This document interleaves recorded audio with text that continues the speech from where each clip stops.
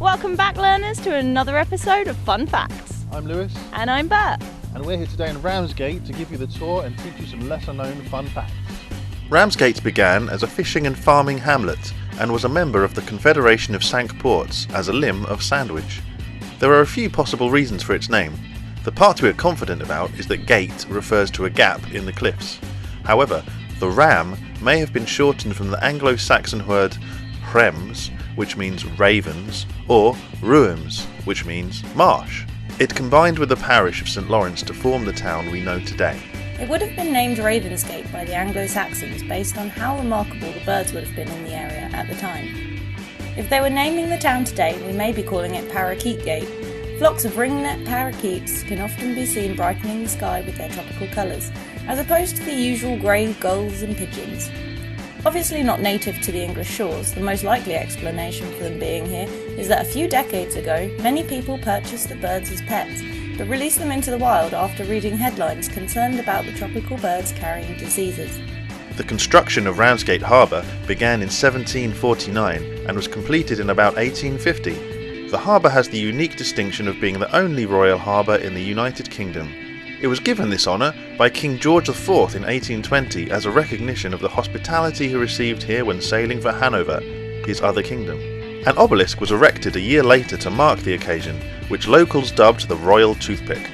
The honour would have been given to Dover had they not celebrated the return of the king's estranged wife, who was hoping to claim her rights as queen after spending several years living with a lover in Italy. Beneath the surface of Ramsgate is a network of tunnels stretching 2.5 miles.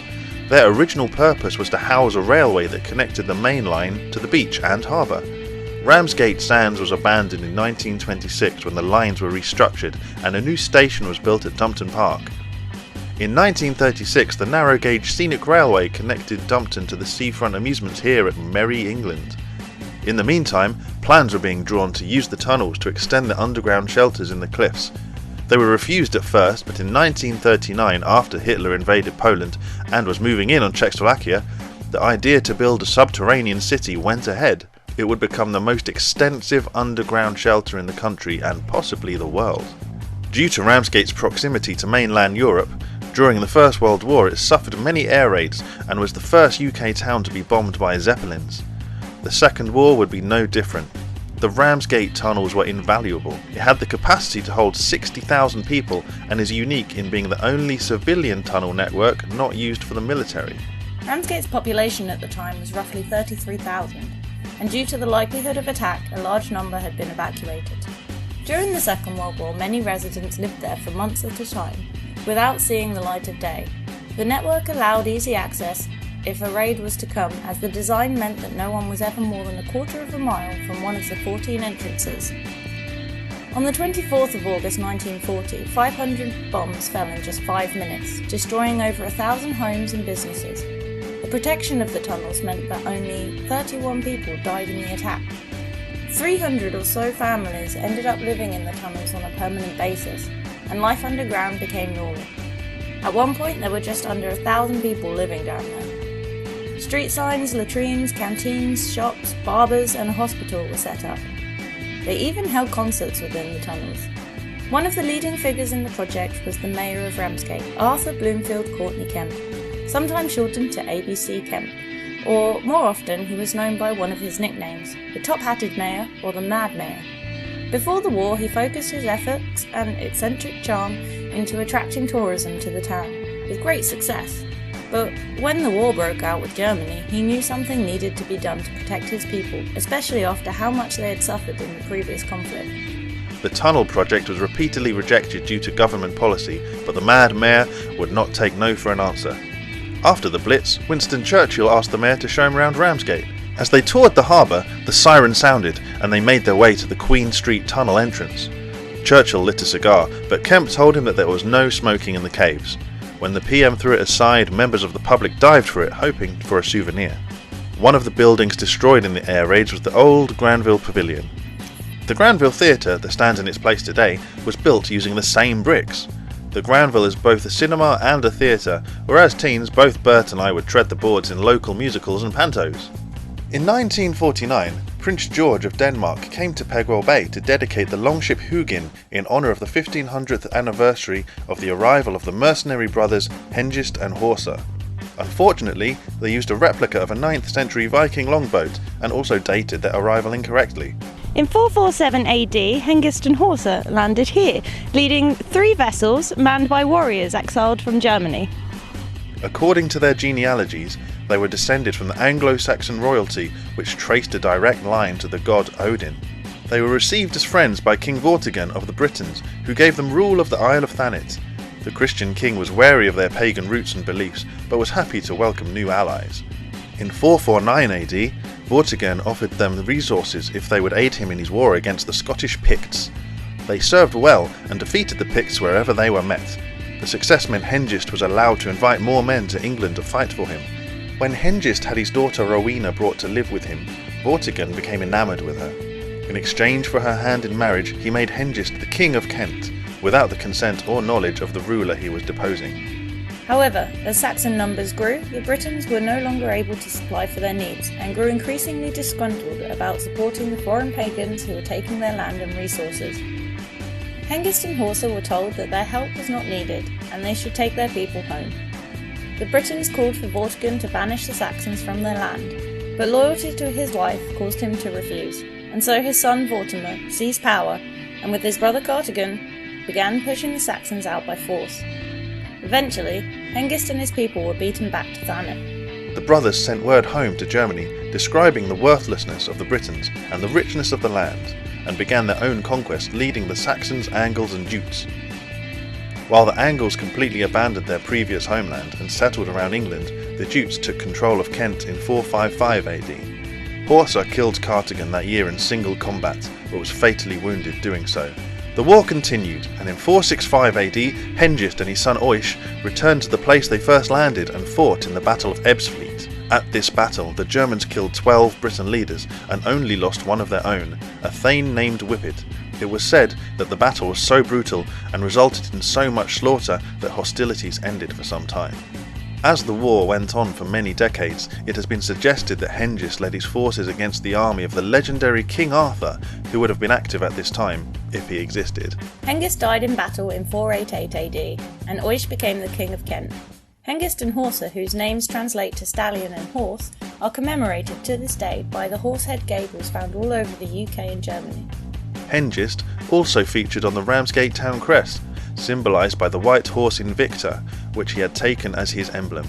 The dolphin and galley represent the fishing and sea trade, while the lion signifies the Cinque ports. When they were deciding on designs for the Great Seal of the United States, founding father Thomas Jefferson suggested they depict Hengist and Horsa, who he claimed all Americans were descended from and that their legal system was grounded in Saxon law. Despite being the wrong kind of ship to represent the ancient Anglo-Saxons, Hugin is an impressive creation. It was built in Denmark and sailed by 53 Danes to England in 1949, landing at Viking Bay in Broadstairs before being moved to its permanent home here. Hugin was named after one of Odin's ravens from Norse mythology, in keeping with the local Ravensgate tradition. But I do think using a Viking ship to commemorate Anglo-Saxons is a bit like using the Starship Enterprise to commemorate Star Wars. But Hengist and Horsa weren't the only invaders to land here, and arguably, despite being the fathers of Anglo-Saxon history, they were not the most significant either. In 55 BC, Julius Caesar arrived here, intending to conquer Britain. Archaeological digs in the area uncovered 1st century defensive structures and Roman weaponry within them. The defences were designed so that Caesar could beach his ships to protect them from sea storms, while also guarding them from Briton attacks. The excavated site matches the description by Caesar himself in his writings describing his invasion of Britain. He tells us that his fleet of 800 ships carrying 20,000 men approached. The Briton army retreated to high ground, suggesting that they must have fled to the chalky cliffs of Ramsgate. In case you're wondering how 800 ships could fit on this beach, at that time, Thanet was an island cut off from the mainland by the River Wantsum, so there would have been a lot more shore to land on. In 54 BC, Caesar made peace treaties and forged alliances with the kings of Britain, even taking hostages to ensure they kept to their agreements before returning to Rome. These alliances made it easier for Emperor Claudius to conquer England in 43 AD and establish Roman rule which lasted for several centuries. As far as we can tell, this is the only site where Caesar left a Roman presence. Saint Augustine landed here in 597 AD with a mission to re-establish the link between England and the Catholic Church in Rome. In 1884, a Celtic cross was erected, marking the location that he gave his first mass. It was at this mass he first met King Ethelbert, the great-great-grandson of Hengist. They would go on to establish Canterbury Cathedral and make England a Christian nation once again. In 1846, Augustus Hugin, best known for the magnificent interiors, furnishings and fittings of the Houses of Parliament, began building St Augustine's Church on Ramsgate Westcliff.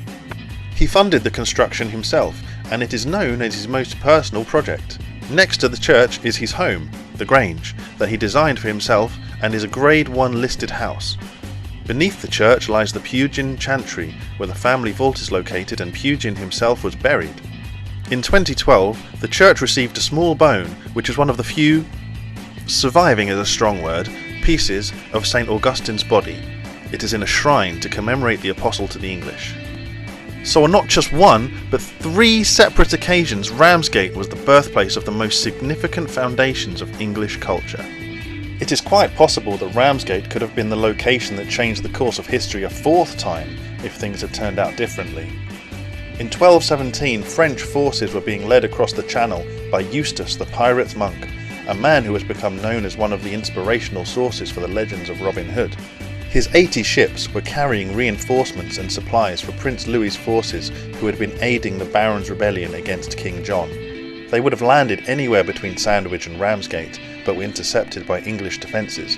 The defeat the French suffered that day cost them the war. Next door to the Bellevue is the Sir Stanley Grey, previously called Moonlighters due to its smuggling connections. There are numerous smuggling tunnels known to have run from beneath these pubs through the cliffs into the sea. The cliffs in Thanet are made of chalk, making them very easy to tunnel into. In the cliff face there used to be entrances to what was known as the Witch's Kitchen, which were decoy catacombs used to outwit officials that may have come after the smugglers. The tunnels either looped back on themselves or led to dead ends. Ramsgate Hoverport opened here for business in 1969. It was the world's first international hoverport. Many blamed the construction and the replacement of stretches of sand with concrete for ruining what was once a thriving shrimping industry. However, you can still sometimes see bait diggers on the sands carrying on in much the same way as they have done for years.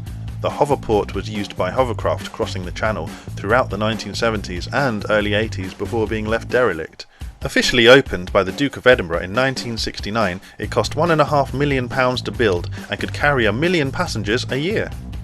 If that wasn't enough acclaim for Pegwell Bay, Charles Dickens wrote a short story called The Tugs at Ramsgate.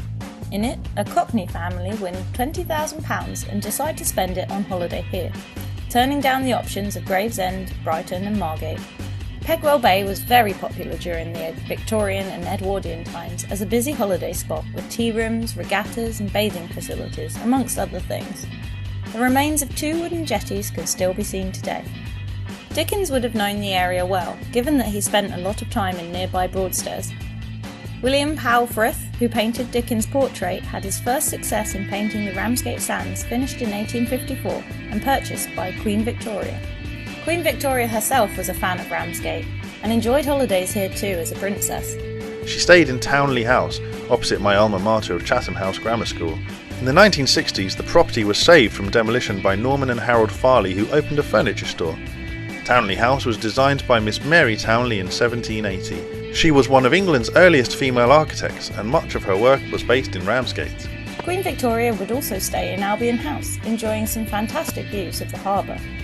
In 1835, during a stay here, she fell ill. Her mother thought it was simply teenage sulking, and thought little of it. It turned out to be typhoid fever, and she almost died. She also sometimes stayed at the Westcliff house, where her pet donkey was buried in the back garden. Dickens, Queen Victoria and Julius Caesar are far from the only famous faces of Ramsgate. Join us next time when we will look at some more notable names who lived here and discuss more of the significance of Ramsgate's Royal Harbour.